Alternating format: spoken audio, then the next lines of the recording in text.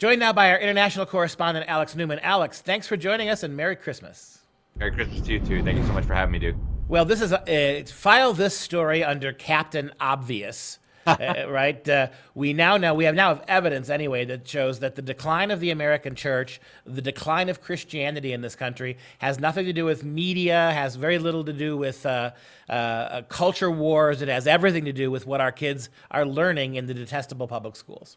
That's exactly right. And we really didn't need a study and a report to tell us this, but it is an organization that has quote unquote credibility, the American Enterprise Institute. I've never been a big fan. They're right every once in a while, just like a broken clock is right once in a while. But it was a very interesting report. And what they found was that virtually the entire decline in Christianity in the United States over the last 60, 70 years can be explained by nothing other than the government indoctrination system posing as an education system. And I mean, this was obvious to you and I, Duke, but what they found is that this is true all over the world. All the other explanations that are put out there don't hold water, and they actually examine these. The idea that, people are getting more educated, and so now they don't have these silly superstitions. That's not true. There's no correlation between level of education and religiosity.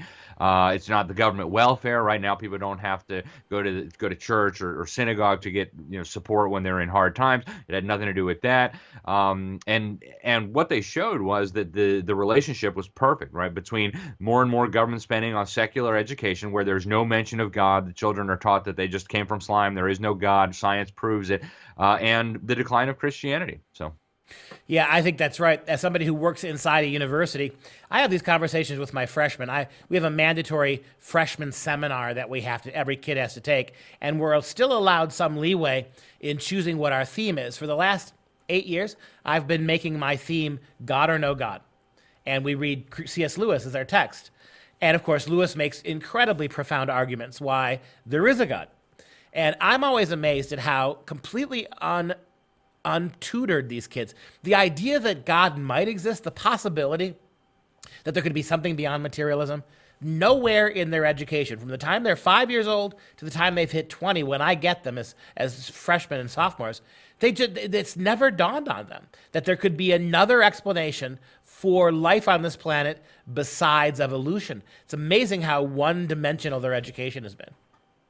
Yeah, and when you think about just the numbers, right? If you look at the number of hours that a regular child will spend in government care under the guise of receiving an education, it absolutely pales in comparison to the number of hours that a parent will spend talking to their child. I mean, it's like 3 to 4 to 1, right? And so who's going to have more influence over that child? Even if the parents are religious, even if the parents take the child to Sunday school, you've got, 6, 7, 8 hours a day where they're just stewing in this secular humanism, this worldview that's being imposed upon them. And it is, of course, the pressure from their friends and the pressure from their teacher and the pressure from the system. And so it's very obvious that this would be happening. And in fact, you and I both, Duke, have looked into the origins of this. As I point out in my article, the people who designed the public school system had this objective in mind. Now, of course, they couldn't just overtly come out and declare to the world, hey, we want to turn all your kids against God. They would have been tarred and feathered. But we know from their writings, we know from the writings of whistleblowers, that was their plan all along. I start my historical journey into the creation, or the takeover of education by government, with Robert Owen, a communist who rejected God, who rejected everything taught in the Bible, including, incidentally, private property rights. This was even before Karl Marx. And it said the way we're going to achieve this communist utopia is by having government take over education of children. Karl Marx, of course, agreed decades later. Then you had Horace Mann. Also, let's get the Bible out of the schools. We don't need to be teaching the kids all this superstitious stuff. We'll teach them sensible stuff like phrenology and whole words, right? The sight word method. And then, of course, John Dewey, a guy who loved the Soviet Union, who wrote about how wonderful their system of education was. A guy who co-authored the first Humanist Manifesto, where the very first plank of their religious dogma is that we religious humanists believe the universe is self-existing and not created. Their goal in having the government take over education was to turn children away from God, was to destroy the church. And people look at 1962 and 1963, when the Supreme Court officially banned prayer and Bible in school, and they say, that's where we went wrong.